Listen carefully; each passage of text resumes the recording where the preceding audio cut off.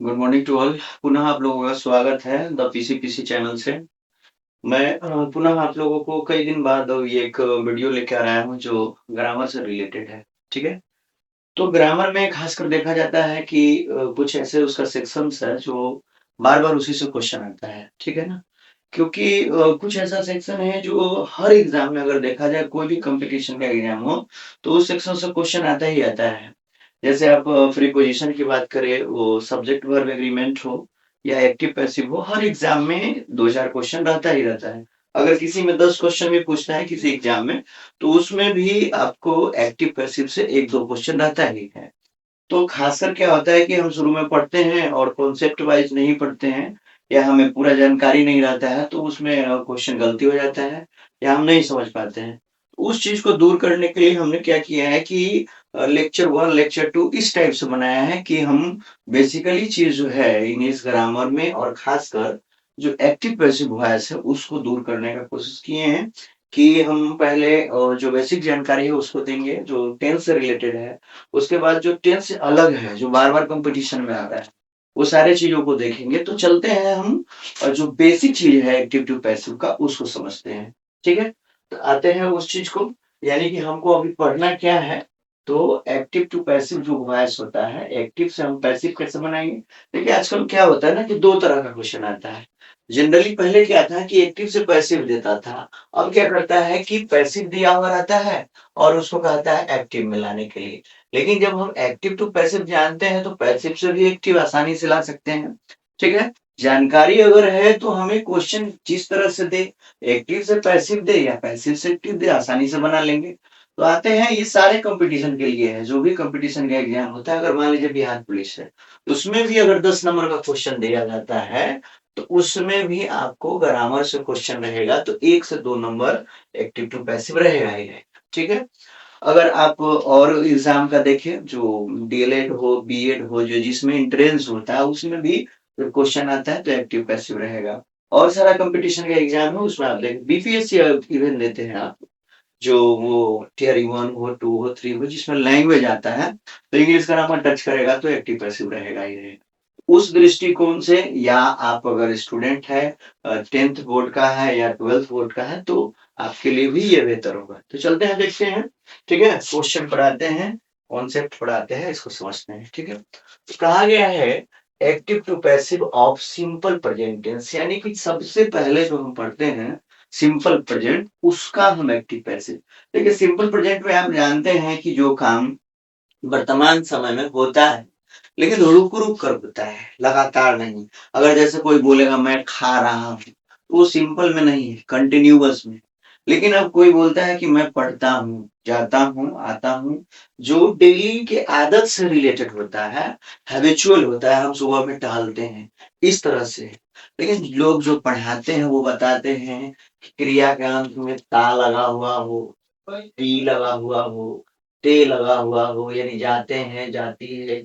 ठीक है। इस तरह से जाते हो, इस तरह से अगर रहता है तो उसको हम क्या कहेंगे कि ये सिंपल में है। लेकिन हमको केवल ये समझना है सिंपल में वही होगा कि कौन सा होगा जो हमारे डेली रूटीन से जुड़ा हुआ है, जो हमारे आदत से जुड़ा हुआ है, वैसे चीजों को हम सिंपल में रखते हैं।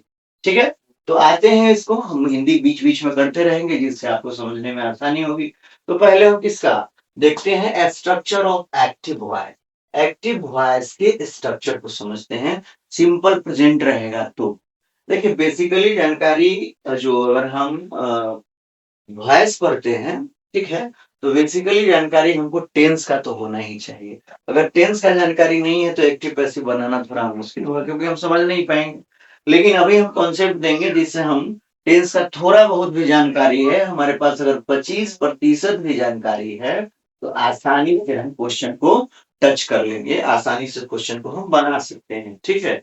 आसानी से क्वेश्चन को बनाया जा सकता है, इसलिए बनाया जा सकता है कि कुछ ऐसे रूल्स है, सेटिंग्स है, या आप कहिए तो कॉन्सेप्ट है जो उसको अगर आप जानते हैं, क्योंकि बनाना नहीं होता है एग्जाम में, 4 ऑप्शन दिया हुआ रहता है उसमें से एक को चुनना हो तो आसान हो जाता है।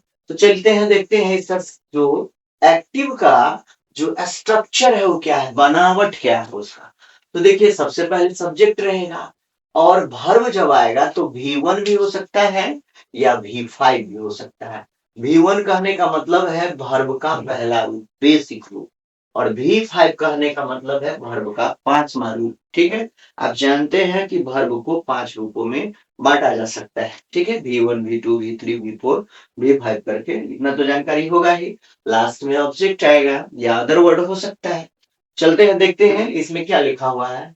He helps me. देखिए यहाँ पे ही सब्जेक्ट हो गया, हेल्प्स जो है ये आपका V5 हो गया। ठीक है, इसलिए हो गया कि इसमें थर्ड पर्सन के सिंगुलर सब्जेक्ट में एस या ईएस लगता है उसके वर्ब में। ठीक है, तो ये थर्ड पर्सन का सिंगुलर सब्जेक्ट है, ही जो होता है या सी जो होता है। ठीक है, सब थर्ड पर्सन का या किसी का नाम होगा, मान लीजिए अगर राम, मुकेश, दिनेश कुछ भी हो, तो ये थर्ड पर्सन का सिंगुलर सब्जेक्ट है। इसके जो वर्ब होंगे वो वर्ब यानी थर्ड पर्सन का जो सिंगुलर सब्जेक्ट होगा वो V5 मिलेगा। ठीक है, एस या ईएस लगेगा उसके वर्ब में। तो आते हैं, देखते हैं, का हेल्प्स मी ये ऑब्जेक्ट हो गया। ठीक है, इसका अगर हमको पैसिव बनाना है, दोनों को कंपेयर करते हैं, इससे रिलेट करते हैं। देखिए, इसका अगर हमको पैसिव बनाना है तो यहाँ आएंगे, पहले इसके स्ट्रक्चर कुछ समझेंगे। इसमें भी देखिए एक्टिव पैसिव में क्या होता है, जो इसका जो सब्जेक्ट होगा वो इधर आ जाए, ऑब्जेक्ट होगा वो सब्जेक्ट का जगह ले लेगा, और जो सब्जेक्ट होगा वो पैसिव में ऑब्जेक्ट का जगह ले लेगा। उस हिसाब से देखिए, पहले स्ट्रक्चर को समझते हैं। इसमें भी कोई ना कोई तो सब्जेक्ट बनेगा ना, इसमें भी सब्जेक्ट होगा। इसमें जो वर्ब होंगे वो वर्ब क्या होंगे, हेल्पिंग वर्ब एक लेगा, इज होगा, एम होगा या आर हो सकता है। ठीक है, जैसे यहाँ पे आप देख रहे हैं इज एम आर है। पैसिव में आप जानते हैं कि V3 आना ही आना है, V3 होगा, यानी वर्ब का तीसरा फॉर्म होगा। और बाई का प्रयोग जरूरत होगा तो लगेगा, यानी एजेंट को, अगर एजेंट नोन है मतलब जिसको सब जान रहा है, तो वहां बाई का प्रयोग नहीं किया जाता है। और जहां हमको बताना पड़ेगा जो ये काम किसके द्वारा हुआ है, ठीक है, तो वहां पे बाई का प्रयोग हमको करना पड़ेगा और ऑब्जेक्ट आ जाएगा। तो चलिए इस सेंटेंस पर आते हैं। ठीक है, इस सेंटेंस पर आते हैं तो इसमें आप देखेंगे लिखा हुआ है ही हेल्प्स मी। अब यहाँ पे ये जो मी है, ठीक है, ये मी जो है, ये मी यहाँ पे क्या बनेगा, आई बनेगा, इसका सब्जेक्ट हो जाएगा। ठीक है, यानी मी यहाँ पे ऑब्जेक्टिव केस है, और जब यहाँ पे पैसिव में आएगा ये सब्जेक्टिव केस में आ जाएगा। अब आप जानते हैं आई का जो फ्रेंडशिप होता है वो एम से होता है। ठीक है, आई एम को लेके चलता है, बाकी किसी को लेके नहीं चलेगा ये। तो यहाँ पे मतलब इस टेंस की बात कर रहे हैं, दूसरे में तो आएगा ही। तो यहाँ पे अगर तीनों में से चूज करना है तो एम लेगा ही, आई एम हो गया। देखिए, अब यहाँ पे आप देख रहे हैं हेल्प जो है, हेल्प यहाँ V5 में है, तो यही हेल्प जो V5 में है, यही हेल्प आप यहाँ पे देख रहे हैं, हेल्प बन गया है, यानी V3 में बन गया है। ठीक है, अब एजेंट जिसके द्वारा काम हुआ है, तो यहाँ बाई का प्रयोग किया गया। अब आप यहाँ पे फिर से आ जाइए, देखिए ही यहाँ है, तो ये यहाँ पे सब्जेक्टिव केस है, सब्जेक्ट के रूप में है ही। तो ही जब सब्जेक्ट के रूप में रहेगा, ही जब सब्जेक्ट के रूप में रहेगा, इसका ऑब्जेक्टिव केस जो हो जाएगा वो हिम हो जाएगा। ठीक है, हिम हो जाएगा, तो यहाँ पे आप देख रहे हैं बाई हिम। ठीक है, तो अगर मान लीजिए कि आपको इस टेंस का ज्यादा जानकारी नहीं है, केवल आप जान रहे हैं कि जब एक्टिव से पैसिव बनेगा तो सब्जेक्ट का स्थान जो है वो ऑब्जेक्ट ले लेगा, ऑब्जेक्ट का स्थान सब्जेक्ट ले लेगा, ऐसा होगा। V3 आना ही आना है, तो आप यहाँ देख रहे हैं V3 है। जब ऑप्शन में चूज, अभी आप ऐसे ही समझिए, जब ऑप्शन में चूज करने वाला आएगा, एक क्वेश्चन रहेगा, 4 ऑप्शन रहेगा, तो उसमें बेहतर ढंग से समझ पाइएगा कि कौन आंसर हो सकता है, कौन नहीं हो सकता है। तो यहाँ पे आप कॉन्सेप्चुअल समझे पहले कि आई है तो एम आना है और V3 में बदल जाना है। अब दूसरे क्वेश्चन पर आइए। ठीक है, दूसरे क्वेश्चन पर आते हैं। दूसरा क्वेश्चन, क्वेश्चन नंबर 2 में क्या कहा गया है, आई हेल्प यू। ठीक है, आई है, ये फर्स्ट पर्सन का सिंगुलर सब्जेक्ट है, तो इसके साथ V1 का प्रयोग होगा। ठीक है, V1 का प्रयोग होगा, फर्स्ट पर्सन है। अब यहाँ पे आप देख रहे हैं कि आई यहाँ पे सब्जेक्ट है, इसका जब ऑब्जेक्टिव केस हो जाएगा तो यहाँ पे क्या होगा, देखिए मी आ गया है, बन गया ना। जो शुरू में था सब्जेक्ट जो था वो जब पैसिव में आया तो लास्ट में आ जाएगा, क्योंकि यहाँ ये सब्जेक्ट है और इसके अकॉर्डिंग चलेगा। यहाँ पे आप देखेंगे तो ये लास्ट में आया, ठीक है। पहले वाला जो आप देख रहे हैं, इसका जो ऑब्जेक्ट है, ये जो यू आपको ऑब्जेक्ट दिख रहा है, ये जो यू ऑब्जेक्ट दिख रहा है, ये बनेगा इसका सब्जेक्ट। तो देखिए यहाँ पे यू सब्जेक्ट बन गया। अब क्या है कि यू को चाहे, यू जो होता है, यू अगर हम सिंपल प्रेजेंट में इसमें पैसिव बनाएंगे तो यू के साथ तो हमको आर लेना पड़ेगा, क्योंकि ये क्या है, सिंगुलर और प्लूरल दोनों होता है, लेकिन हर बार ये प्लूरल वर्ब ले लेता है, यानी आर का प्रयोग हो जाता है। यहाँ पे आप देख रहे हैं यू आर। हेल्प यहाँ पे आप देख रहे हैं V1। हेल्प किसमें है? V1 में। यहाँ क्या बन रहा है, ये V3 आना चाहिए। तो देखिए हेल्प से क्या बन गया, हेल्प बन गया, जैसे पहले वाला में है वैसे ही हेल्प बन गया। बाय का प्रयोग हो गया। मी हम समझ चुके हैं, जो ये आई से कन्वर्ट हुआ है, यानी आई सब्जेक्ट था, यहाँ ऑब्जेक्ट आ गया, ठीक है। तो इस तरह से समझेंगे। माने आपको समझना क्या है कि आपको पहले ये समझ लेना है कि ये सब्जेक्ट अगर है तो ये यहाँ पे पैसिव में जब आएगा तो ऑब्जेक्ट बन गया है। देखिए आप जान रहे हैं कि ये वी जो है, ये सब्जेक्टिव केस होता है, और इसका जो ऑब्जेक्टिव केस वहां पे आप देख रहे हैं, ये अस हो जाता है, यू एस हो जाता है ऑब्जेक्टिव केस। तो इसका सब्जेक्टिव केस यहाँ पे वी है। आप देखिए तीसरे नंबर पे अस लिखा हुआ है, ठीक है। अब आइए कि इसका हम इस सेंटेंस को अगर ऐसे जोड़ दे, इस यहाँ पे जो आपका हिम लिखा हुआ है, ये हिम जो है, ये तो यहाँ ऑब्जेक्ट है। क्या है? ऑब्जेक्ट है। ये इसमें सब्जेक्ट बनेगा। तो ही किससे बना है, हिम किससे बना है, ही से बना है। तो यहाँ पे आप देख लिए, ये यहाँ पे सब्जेक्ट बना है। अब ही के अकॉर्डिंग हमको एक हेल्पिंग वर्ब चाहिए, जो कि इस तीनों में से चुनना है, इज एम आर में से चुनना है। इज एम आर में से चुनेंगे तो ही को तो इज चाहिए, क्योंकि थर्ड पर्सन का सिंगुलर है। अब यहाँ पे जो रिस्पेक्ट लिखा हुआ है, या ये V1 है, तो इसको V3 में कन्वर्ट करना है। तो V3 में देखिए कन्वर्ट हो गया, रिस्पेक्टेड। बाई का प्रयोग होगा, अस पहले समझ चुके हैं, ये बी से कन्वर्ट हुआ है। ठीक उसी प्रकार से हम चौथे सेंटेंस में आएंगे। देखिए यहाँ सी सब्जेक्ट, तो यहाँ पे शुरू में है तो इसके अंत में आएगा, सी का क्या हो जाता है, पर हो जाता है। आगे यहाँ पे, ये यहाँ पे आप देख रहे हैं इसका ऑब्जेक्ट है, तो ये इसमें बनेगा सब्जेक्ट के रूप में आएगा। आप जानते हैं कि यू जो होता है, यू जो आपका है, ये सब्जेक्ट का भी काम करता है और ऑब्जेक्ट का भी काम करता है, दोनों काम करता है। यू सब्जेक्ट भी बनता है और ऑब्जेक्ट भी बनता है। तो यहाँ सब्जेक्ट बना है। आप यहाँ पे देखिए यू से यू आर को लिया है, यहाँ यू आर को लेगा। अब यहाँ पे आप देख रहे हैं टीच लिखा हुआ है, तो टीचर है, यानी सी के साथ लगेगा V5, V5 लगेगा टीचर। तो इसका जब क्या बोलते हैं V3 होगा, तो डॉट हो जाएगा, डॉट बाई क्या हो जाएगा, तो यहाँ पे आप देखें सी का हर्फ, इस तरह से। यानी कि थोड़ा आपको केस का जानकारी होना चाहिए, सब्जेक्टिव केस, पॉजेसिव केस और ऑब्जेक्टिव केस। तो मेनली सब्जेक्टिव ऑब्जेक्टिव केस को अगर जानते हैं तो समझना बिल्कुल आसान है। अब चलिए हम 5 नंबर क्वेश्चन पढ़ा रहे हैं। 5 नंबर यहाँ देखिए, इसका सब्जेक्ट दे, तो दे जब ऑब्जेक्ट बनेगा तो क्या हो जाएगा, शुरू में है, दे ऑब्जेक्ट बनेगा तो देम हो जाएगा, बाई का प्रयोग हुआ है। चलिए अब यहाँ पे देख रहे हैं यू, यू यहाँ ऑब्जेक्ट है, ऑब्जेक्ट है, यू का सब्जेक्टिव के सेम का सेम रह जाएगा, यानी यू का यू हो गया, आर का प्रयोग यहाँ हुआ। उसके बाद आप देख रहे हैं कॉल V1, कॉल क्या है V1, और यहाँ पे कॉल्ड बन गया, क्या बन गया V3, ठीक है।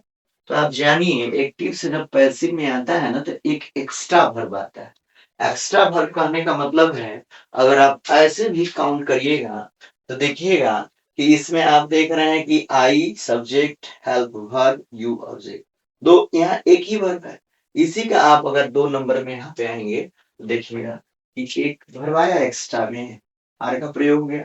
हेल्प से तो हेल्प बना है, लेकिन एक एक्स्ट्रा वर्ब लेके चलेगा। मतलब ये आप कह सकते हैं कि एक्टिव वॉइस में अगर एक हेल्पिंग वर्ब है और एक मेन वर्ब है, तो पैसिव वॉइस में 3-3 वर्ब हो जाएगा, ठीक है। एक्टिव वॉइस में अगर 2 वर्ब है तो पैसिव में 3, एक्टिव वॉइस में अगर 3 वर्ब है तो पैसिव में 4 हो सकता है, ठीक है। एक मेन वर्ब के साथ कई सारे हेल्पिंग वर्ब हो सकते हैं, 3-4 हेल्पिंग वर्ब हो सकते हैं। तो इस चीज को आप समझे होंगे। देखिए अभी अगर ज्यादा आपको कंफ्यूजन लगता है तो इसको जब एक क्वेश्चन के साथ 4-4 ऑप्शंस दिया जाएगा, उसमें चूज करना होगा, तो उसमें आप बिल्कुल आसानी से समझ सकते हैं, उसको पकड़ सकते हैं। लेकिन आपको इतना ही समझना है कि सिंपल प्रेजेंट का जब एक्टिव से पैसिव बनेगा, तो उसके पैसिव में क्या होगा, इज एम आर का प्रयोग करेंगे प्लस में भी थी। इसमें क्या होगा, इसमें अभी कोई हेल्पिंग वर्ब नहीं है। जब इंट्रोगेटिव में आएगा तो डू डज का प्रयोग होगा, उसको अभी देखेंगे। ठीक है, उसको देखते हैं। देखिए इसमें कहा गया है passive voice of negative sentence, simple present का ही निगेटिव सेंटेंस। आप जानते हैं कि जब इसका निगेटिव बनेगा ना तो ये हेल्पिंग वर्ब लेगा। कौन कौन हेल्पिंग वर्ब लेगा, तो डू लेगा और डज लेगा। ठीक है, डू लेगा और डज लेगा, ये हेल्पिंग वर्ब के रूप में लेगा। तो ये हेल्पिंग वर्ब के रूप में लेगा। तो यहाँ पे देखिएगा एक और कॉन्सेप्ट जान लीजिए, जब डू और डज जैसे ही आएगा तो वो एक्टिव वॉइस में V1 हो जाएगा और V5 का कोई जगह नहीं है, चाहे वो किसी तरह का सब्जेक्ट हो, चाहे वो सब्जेक्ट सिंगुलर हो प्लूरल हो, उससे कोई मतलब नहीं है। मेन वर्ब जो होगा वो V1 में ही होगा। कब, जब सेंटेंस में अगर डू या डज आ जाता है। ठीक है, तो चलिए इसके हम एक्टिव स्ट्रक्चर को देखते हैं। एक्टिव का एक्टिव जो स्ट्रक्चर है उसको देखेंगे। कहा है सब्जेक्ट लेना है, डू या डज में से कोई एक लेना है। नॉट लगेगा क्योंकि निगेटिव सेंटेंस है, और जब नॉट यहाँ पे डू डज आ गया कोई एक, तो V1 हो गया और प्लस में ऑब्जेक्ट चलेगा। ठीक है, तो आते हैं हम इसके स्ट्रक्चर पर आते हैं। देखिए इसके स्ट्रक्चर में क्या होगा, इसको तो भी तो सब्जेक्ट चाहिए। इसमें जो पहले जैसे था वैसे ही ईच लगा, एम लगा, आर लगा, और यहाँ पे नॉट होगा, V3 हो जाएगा, और फिर जैसे जो काम होता था वैसे ही रहेगा। अब देखिए इसमें क्या है, ही डजंट हेल्प मी, मतलब वह क्या करता है, हमारी या मेरी मदद नहीं करता है। ये जो है सब्जेक्ट, यहाँ पे मी हो गया ऑब्जेक्ट। ठीक है, अब इसको जैसे पहले चेंज किए थे वैसे ही चेंज करेंगे। यानी मी जो है यहाँ ऑब्जेक्ट, पैसिव में यही सब्जेक्ट बनेगा। तो मी जो होता है किससे बना है, आई से बना है। यहाँ पे आप देख लीजिए आई सब्जेक्ट हो गया। तो जैसे ही आई आएगा अपने साथ एम लाया, निगेटिव है नॉट सब में रहेगा, नॉट आ गया। अब मेन वर्ब यहाँ पे है, देखिए ये मेन वर्ब हो गया, हेल्प हुआ मेन वर्ब, और डजंट जो हो गया, डज जो हो गया, ये आपका हो गया, आप कह सकते हैं हेल्पिंग वर्ब के रूप में है, यानी एच भी है, हेल्पिंग वर्ब के रूप में है। ठीक है, यहाँ पे आप देखेंगे तो क्या हो रहा है, ये हेल्पिंग वर्ब के रूप में आ गया। और यहाँ पे क्या है कि हेल्प जो है मेन वर्ब बन गया तो V3 में आ गया और बाई का प्रयोग हुआ। यहाँ पे आप ही जो देख रहे हैं ये सब्जेक्ट है। ठीक है, तो यहाँ जब आएगा तो किस में आ जाएगा, ऑब्जेक्ट में आ जाएगा। ठीक है, देखिए बहुत सारा रूल जो होता है ना, वो कहीं कहीं क्या कर लेता है कि वो रेयर में आ जाता है, ये सब जगह काम नहीं करता है। तो हमेशा रूल जो एक बार लिख दिया गया है या बोल दिया गया है तो जरूरी नहीं है कि सब पर काम करेगा, तो कुछ दिमाग अपना भी लगाना पड़ता है। तो आइए हम दूसरे क्वेश्चन को देखते हैं। क्या you subject, do not help me, help he sorry, तो you do not help him. अब इसको हमको पैसिव बनाना है। तो देखिए हिम यहाँ पे क्या है, ऑब्जेक्ट, ऑब्जेक्ट यहाँ पे हिम है, ये बनेगा पैसिव में सब्जेक्ट। तो पैसिव में बनेगा तो ये बना किससे है, ही से बना है ना, ही से बना है। तो देखिए यहाँ पे ही इसका है सब्जेक्ट। ठीक है, ही सब्जेक्ट है, ही को क्या चाहिए हेल्पिंग वर्ब के रूप में, ईच चाहिए, ही को ईच चाहिए। नॉट तो सबके साथ लगेगा और पैसिव में है तो V3 होगा, यानी हेल्प जो यहाँ V1 में है वो V3 में बदलेगा यहाँ से। तो यहाँ पे क्या हो गया, हेल्प हो गया, बाई का प्रयोग किए, और देखिए यू सब्जेक्ट भी होता है और ऑब्जेक्ट भी होता है, कोई चेंजिंग नहीं। यहाँ पे इसका ऑब्जेक्ट बन गया, यानी कि इस तरफ। चलिए हम आते हैं तीसरे ऑप्शन पे, कहा we do not respect her, यानी वी डोंट रिस्पेक्ट हर। इसको देखिए, अब अगला जो सेंटेंस बनेगा पैसिव इसका, ये हर जो है यहाँ ऑब्जेक्ट है, ऑब्जेक्ट है तो ये तो सब्जेक्ट बनेगा। तो ये बना किससे है, तो ये हर बनता है सी से। तो सी हमारा सब्जेक्ट होना चाहिए। तो देखिए सी यहाँ हमारा सब्जेक्ट है। अगर हमारा सी सब्जेक्ट है तो इसको हेल्पिंग वर्ब के रूप में क्या चाहिए, तो सी इज लेता है, इज लिया। नॉट सब में लगेगा, लग गया।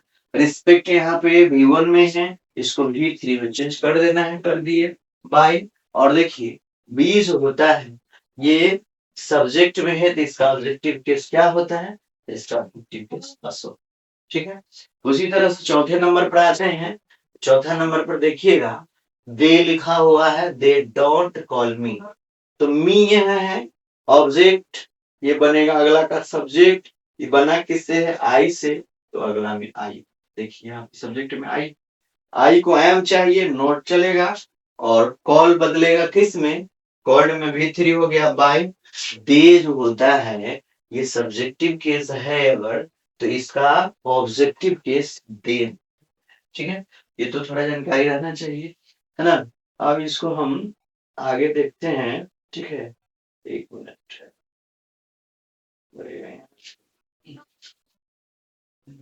चलिए कोई बात नहीं, हम ऐसे पढ़ देते हैं हमको।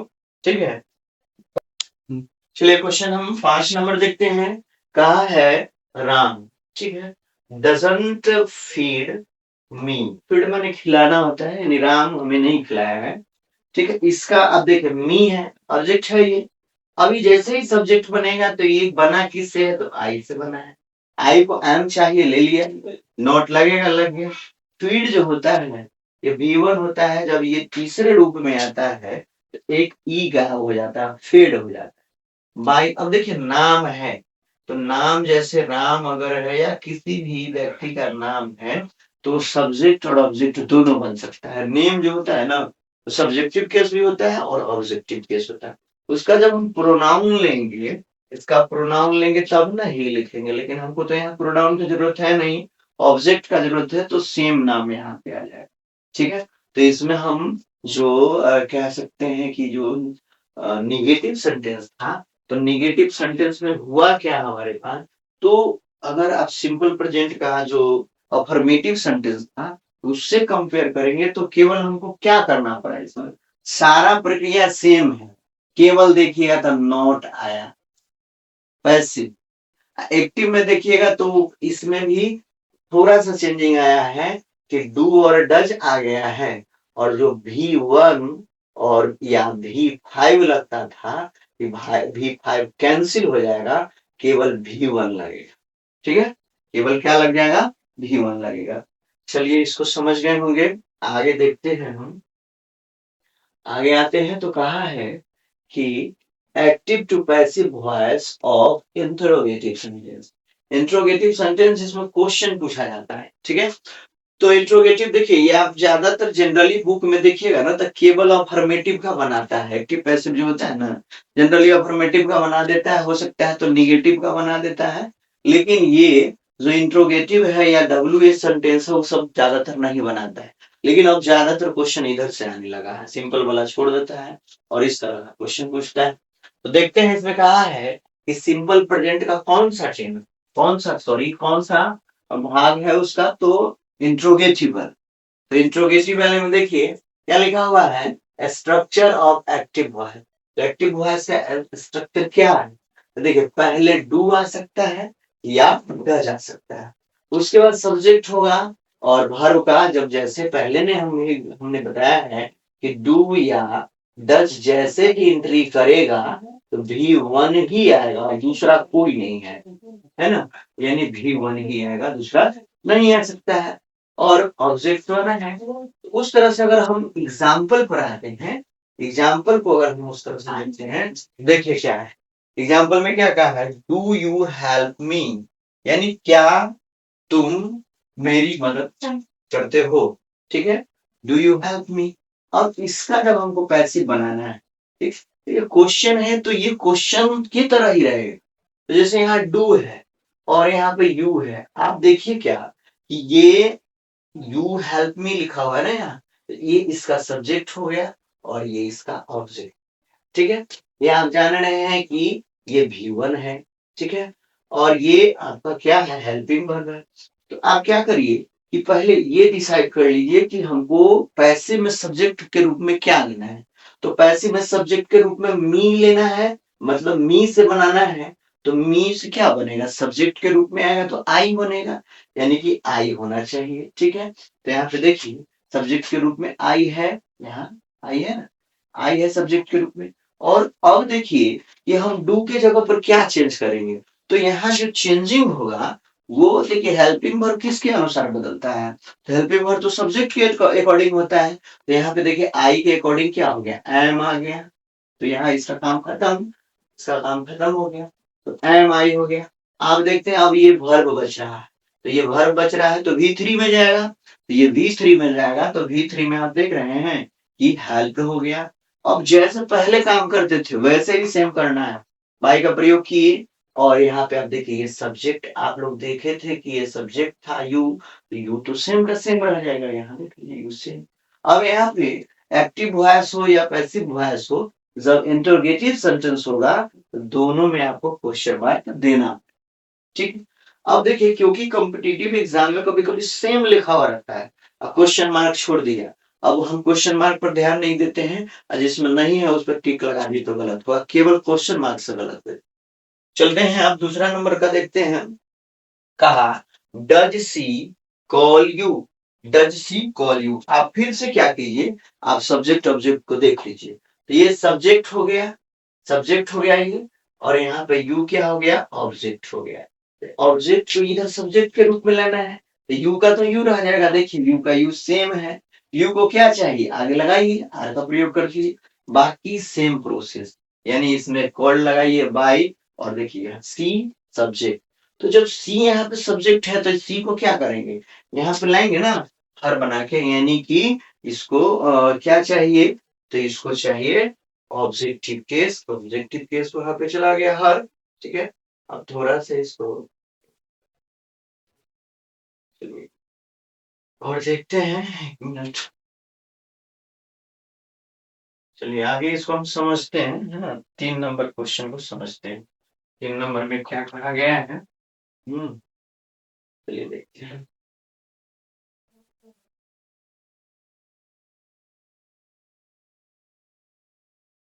हाँ देखिए 3 नंबर में आते हैं, कहा है does he play cricket, does he play cricket, ही है, ये ही हो गया क्या सब्जेक्ट, और यहाँ पे आप देख रहे हैं क्रिकेट जो है यहाँ पे ये ऑब्जेक्ट हो गया, तो यही क्या हो जाएगा, ये सब्जेक्ट के रूप में आएगा, सब्जेक्ट के रूप में आएगा तो ये तो बदलेगा नहीं, क्योंकि ये खेल का नाम है, नाउन है, तो नाउन तो चेंज होगा नहीं, तो नहीं होगा तो क्रिकेट का हम क्रिकेट लिख दिए।